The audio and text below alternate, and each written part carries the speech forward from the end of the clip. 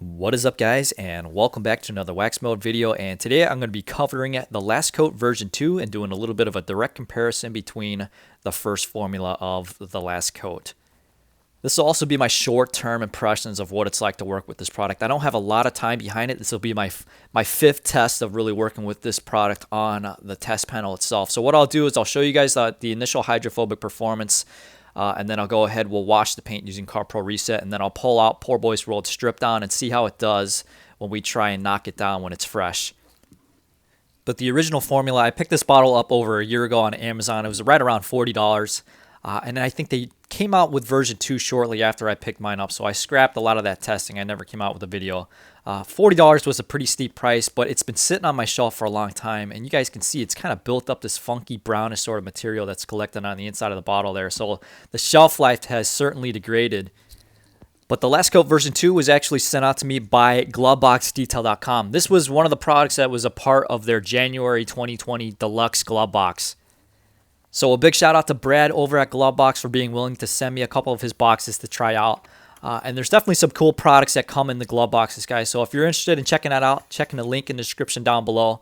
I'll send you over to the video that I did for Glovebox. But the Last Coat was one of the products that was in the January box. And a lot of detailers and a lot of reviewers and testers have been giving very good feedback with this updated formula of the Last Coat for sure.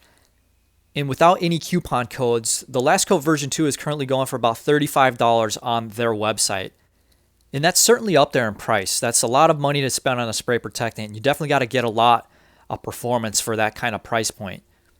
And there's a ton of competition as well that it has to compete against. You know, there's a ton of products that are coming out right now that you can pick up over the counter for much lower prices that are showcasing what's very good performance in the short term. But for this rinse test, what I've done is I prepped the paint using 3M's Perfected EX Ultrafine Machine Polish, followed up with Klean Strip Prep-All as my panel wipe. And then I've got the Last Coat version 2 applied to only the right half of the paint here facing the hood. And then on the left half, I've got version 1. Both of these were applied 48 hours ago to the paint, so that should be plenty of time for them to fully cure to the surface before applying water down onto them, before washing them with Reset, and before doing the strip down test. And here's a bit of a walk around to showcase you guys the gloss. They both look very glossy on the paint. The panel looks fantastic. I can't really tell a difference between one side and the other one. They're both within one gloss unit of each other in terms of total gloss performance out of the RoPoint Novo Gloss Trio that I'm reading from. But I've polished this panel to absolute death. You guys can see here that front cloudy section right there is actually me striking through the clear coat. Just with the finishing polish. The amount of polishing that I've done on this panel over time has thinned that section of the nose out so much to where I fully removed the clear coat in those sections where it's cloudy. So that's what it looks like when you've struck through clear coat on modern paint. And those areas are reading in between 70 to 80 microns of total paint thickness. So without any clear coat, I can use that area to really give an estimate of how much clear coat I have to work with for the rest of the panel. And the rest of the panel is reading in between 100 to 130 microns still. And that is after hundreds and hundreds of polishing sessions using mostly finishing polishes and medium polishes on this paint. I haven't pulled out a lot of compounds because I wanted to conserve the clear coat when testing different products out for this specific test panel. And what's scary is paint is getting thin, especially for a lot of the Japanese paints that are out in the market today. From the factory, when brand new, I've read Subaru paint that's in between 70, 80 microns of total thickness. That includes the primer coat, the base coat, and the clear coat, all on top of the metal. That's almost no clear coat to work with. Now, I've gone ahead and washed the paint using CarPro Reset. You guys can see here, the Last Coat version 2 side really wants to repel the soap off of the paint before we rinse it. That's not something that you're going to see going on with the first formula at all.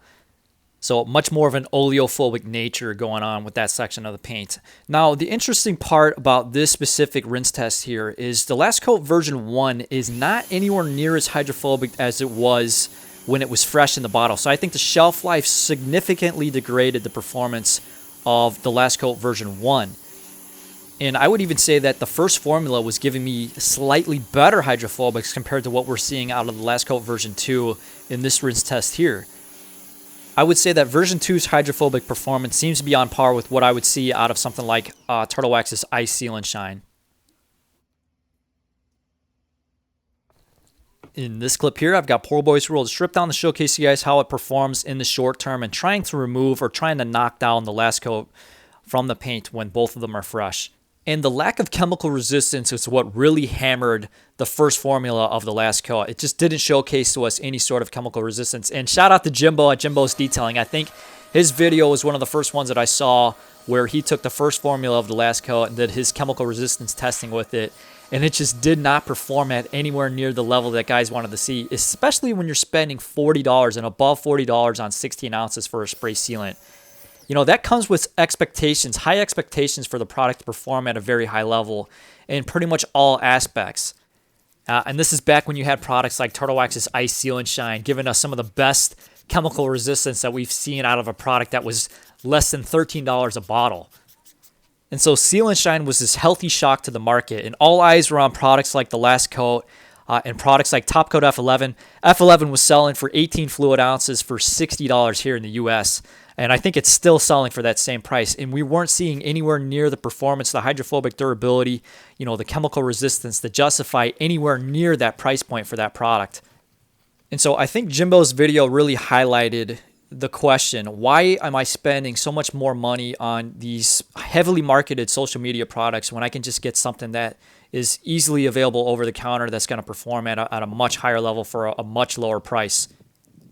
And I think the last coat was paying attention. They were listening to feedback. They were watching the videos, and they went back to the drawing board and decided to recreate their formula to give people the properties that they were wanting to see out of their spray sealant. And what they could have done is they could have rejected everyone else's feedback, followed right into the footsteps of Top Coat, and continued to push this substandard product and heavily marketed product at an exorbitant price. And because the last coat was willing to listen to feedback and come out with a better product, they're no longer lumped in with the laughing stock of the detailing market, which is all of these Facebook, social media marketed overpriced products like Top Coat. Now, you guys can see with the Poorboy strip down test here, what I've done, if you guys saw in the video, I ended up spraying down the entire panel with strip down.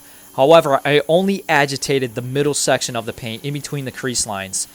And so that's just to see what kind of resistance that we can get, you know, from just the chemical being sprayed onto the paint and dwelling for a little bit compared to actually agitating Poorboy's rolled into the paint itself. So version 2 has certainly held up much better than version 1. You can still see that on the section of version 2 where I've agitated it into the surface, it has taken a bit of a hit. It's not a complete hit. It's not a complete knockdown of the protection. It is sheeting off at a very decent rate. It still survived on that section very well, but not as well compared to the section where I just sprayed stripped down onto the surface.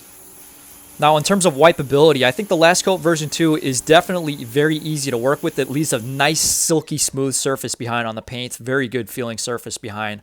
And the gloss meter, when I'm running the gloss meter with the metal base on it, on top of that section of version 2, it just wants to glide off that surface. It doesn't feel insanely slick through the microfiber towel, but with the metal base with the gloss meter, it really feels slick underneath that base. Now, the last coat is also on the heavier side. It's not going to be as heavy as something like Seal and Shine. It will level out well with the microfiber towel. You don't want to over apply this to the paint. A little goes a long way. But even when I did over apply it, I didn't have much trouble leveling it out with a separate dry microfiber towel. So in the short term, it does look like a very decent product. You know, it is still a high price, and that's going to be the last coat's biggest hurdle when it's facing other products like, you know, we got the ceramic spray coating from Turtle Wax, their Hybrid Solutions line. Ice Seal and Shine is still a very good contender. You know, the Meguiar's Hybrid Ceramic line, the Griot Ceramic 3-in-1 Wax is giving me awesome durability, awesome hydrophobic staying power. And so it's facing a ton of competition. And, you know, I would much rather prefer to see something like the last coat sell for something like in between $20 to $25 instead of the $35 price range that they currently have it at. And it's funny, the last coat is unscented. It doesn't have a fragrance. And then with the exception of Seal and Shine, all these other products smell absolutely fantastic. So, man, there is a lot of competition at this price point that they have it at for sure. But that's going to be it for this video, guys. Thanks so much for watching. Hopefully you enjoyed it. Consider subscribing for additional tests and videos coming up. I've got CS3 that I'm working with. I've got Extreme Solutions Polyseal and their Magnum Wax that I'm working with as well. I want to get videos of all three of those products in the future.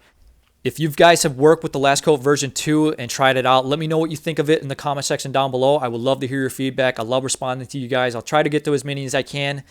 Big thank you again to Brad at gloveboxdetail.com for sending me the Last Coat version 2 to test out. I appreciate his support. Guys, check his website out. I'll have that set up in the link in the description down below. Thanks so much for watching. Stay tuned for more, and I'll see you guys in the next video.